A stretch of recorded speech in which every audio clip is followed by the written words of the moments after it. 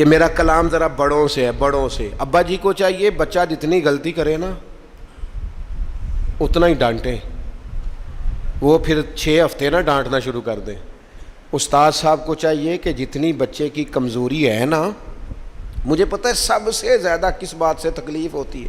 آپ کے بچے نے غلطی کی ہے، آپ اپنے بچے کو ڈانٹ لیں، سمجھا لیں، آپ کسی اور کے سامنے اس کی تذلیل کبھی نہ کریں، یہ زیادتی والی بات ہے۔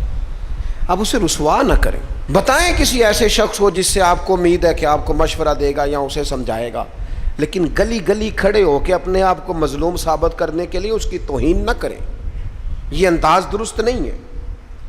اس سے بچوں کی انسلٹ ہوتی ہے، وہ کمزور پڑ جاتے ہیں۔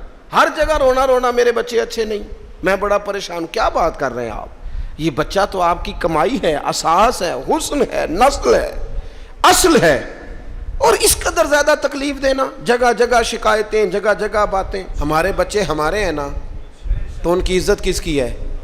کیوں ہم گلی گلی اپنے بچوں کی رسوائی کرتے ہیں؟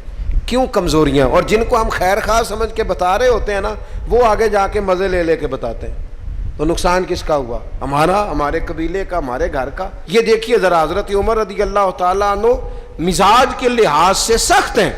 ایک نوجوان آیا، اس نے آ کے رونا۔ یہ پہلو آپ نے ضرور یاد رکھنا ہے میرے سیدنا فاروق اعظم کا، ہمارے امام، ہمارے قائد، ہمارے لیڈر، رہنما، مقتدا حضرت فاروق اعظم رضی اللہ، یہ انداز ضرور یاد رکھیے گا۔ حضرت عمر فاروق کا یہ طبقات ابن سعد میں موجود ہے۔ نوجوان آیا اور آ کے رو ہی پڑا۔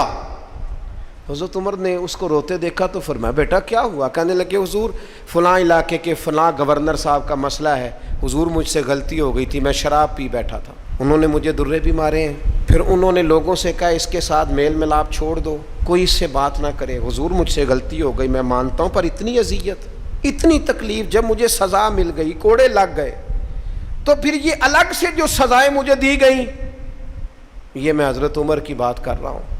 میں نے جب یہ پڑھا تھا تو میں رو پڑا تھا۔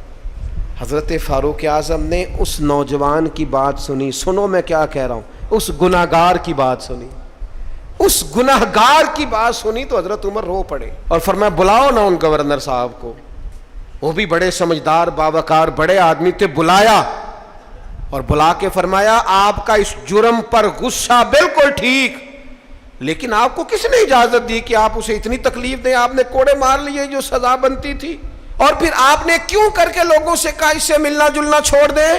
فرمایا اب میں آپ کو حکماً کہتا ہوں اگر آج کے بعد آپ نے کوئی ایسا کام کیا تو میں آپ کو سزا دوں گا۔ فرمانے لگے آپ نے کہا تھا نا لوگ ان سے ملے جلے نہ، فرمایا اب آپ ہی لوگوں سے کہیں ان سے ملاقات شروع کریں۔ جب انہوں نے توبہ کر لی، اپنا گناہ مان لیا، جب اقرار کر لیا، معافی مانگ لی، اب سزا کا کیا معنی ہوا؟ اب تکلیف کا کیا معنی ہوا؟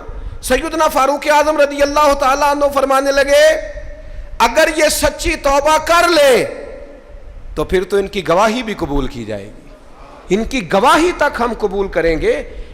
وہ کسی نے کہا تھا الجھے الجھے بکھرے بکھرے روز و شب دیکھے گا کون، لوگ تیرا جرم دیکھیں گے سبب دیکھے گا کون۔ لوگ معافی نہیں دیتے، لوگ درگزر ہی نہیں کرتے، انسانوں سے غلطیاں ہو جاتی ہیں، لیکن اگر کسی نے توبہ کر لی، اور صحیح حدیث میں موجود ہے نبی پاک علیہ السلام نے فرمایا اگر کبھی کسی بندے سے کوئی گناہ ہو گیا پھر اس نے توبہ کر لی، اگر کسی نے اس بندے کو دوبارہ وہ گناہ یاد کرایا تو اللہ تعالیٰ اس بندے کو یاد کرانے والے کو سزا دے گا، مرنے سے پہلے اسے بھی اس گناہ میں مبتلا کر دے گا۔